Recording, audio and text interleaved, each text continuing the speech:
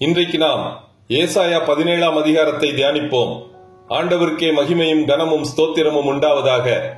அசீரிய ராஜாவாகிய சல்மனேசர் சீரியாவை கைப்பற்றி தமஸ்குவை பாழான மண்மேடாக்கினான். அதைத் தொடர்ந்து இஸ்ரவேலின் பட்டணங்களை கைப்பற்றினான்.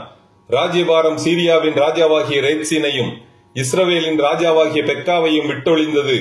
இவ்வாறு ஏசாயா தீர்க்கதரிசி ஆகாஸ் ராஜாவிடம் உரைத்த தீர்க்க தரிசனம் நிறைவேறியது. அதைத் தொடர்ந்து எருசலேம் நகரத்தை கைப்பற்ற முற்படுகிறான்.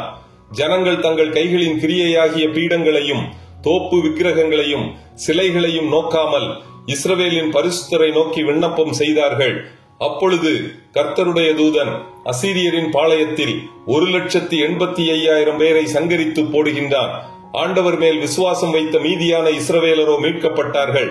அசீரியாவுக்கு திரும்பிச் சென்ற சனகரிப் கொலை செய்யப்பட்டான். இதோ சாயங்காலத்திலே கலக்கம் உண்டாகும், விடியற்காலத்துக்கு முன் அவர்கள் ஒளிந்து போவார்கள். இத்துடன் ஏசாயா 17ஆம் அதிகாரம் முடிவடைகிறது. கர்த்தர் தாமே நம் எல்லோரையும் ஆசீர்வதிப்பாராக. ஆமென்.